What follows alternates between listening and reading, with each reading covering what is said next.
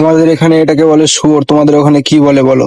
Hello বন্ধুরা, কেমন আছো সবাই? আশা করি সবাই ভালো আছে। চলে এলাম নতুন একটা ব্লগ। গাড়ি ঢোকাতে যে গাড়ি গিয়েছিল ফেসে, গাড়ি ঢুকবে না ঢুকবে না আমি বলছিলাম, পার্টি দাও জোর করে ঢুকাচ্ছিল গাড়ি, গাড়ি গিয়েছিল ফেসে, সবাই মিলে ঠেলে ঠেলে উঠানো। ফাইনালি আসছে শুয়োর। এদেরকে ছোট দেখে মনে হলে কি হলো, এরা কিন্তু চরম শক্তি পায়, পুরো শক্তি দিয়ে চেটে উঠানো হচ্ছে। ইয়া থেকে লোড করে বেরিয়ে পড়লাম ভাল্লুকার উদ্দেশ্যে। এইগুলো সব একটা বাড়ি থেকে আরেকটা বাড়িতে যাবে। ফাইনালি দেখতে দেখতে ঢুকে পড়লাম রতুয়া টু মানিকচক রোড। পার্টির খুব তাড়াহুড়া ছিল, তাড়ানো কোথাও দাঁড়ায়নি, সোজা এখান থেকে ট্রেনে বেরিয়ে পড়লাম। 3 কিলোমিটার আসার পর ফাইনালি ঢুকে পড়লাম রতুয়া। ঢুকেই দেখছি বাস জাম। এখানে তো সবসময় জ্যাম হয়ে থাকে, আর কি বলবো। রাস্তার মাঝখানে বাস ঘোরানো স্টার্ট করে দিয়েছে, আর বাইক ওয়ালাদের তো তাড়াহুড়া লেগেই থাকে। তাড়াহুড়া থাক না থাক, বাইক ওয়ালাদের তাড়াহুড়া থাকবেই। রতুয়া পার করে সুন্দর একটা মন্দির দেখতে পাওয়া যায় বা সাইডে পরে। মন্দিরটি কিন্তু খুব সুন্দর, আমার তো খুব ভালোই লাগে। এটা হলো বিহার বাইপাস, এটা দিয়ে শর্টকাট যাওয়া যায় বিহার। সে যায়নি এখনো, রাস্তাটা চালু হয়েছে কিনা সেটা বলতে পারবো না, এতে চাও একটু খোঁজ নিয়ে যাবা। ভালুকার কাছে চলে আসলাম, ফাইনালি চলে আসলাম দেখতে দেখতে ভালুকা। আজকে কিন্তু চরম গরম দিয়েছে, গরমে তো হয়ে যাচ্ছে মাথায় আমার খারাপ। আকাশটা মেঘলা মেঘলা হয়ে আছে, কিন্তু গরমও দিয়েছে চরম। একটু বৃষ্টি হলে তো খুবই ভালো লাগতো। এটা ভালুকা বাস স্ট্যান্ড,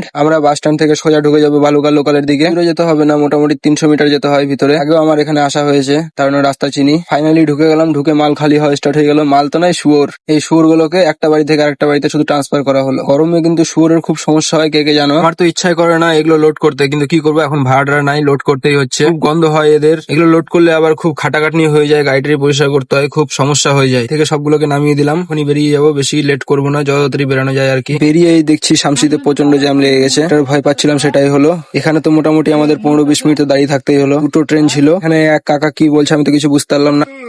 এই বেটা ফকির রে বাপ, সাতাল থেকে বেশি পর 3 ঘুরে টেনে নিবে বা সব ভয় করবে পয়লারি ভূত বা। আপনারা কিছু বুঝতে পারলেন? বুঝতে পারলেন একটু কমেন্ট করবেন। ভিডিওটি ভালো লাগলে একটু লাইক করবেন, একটু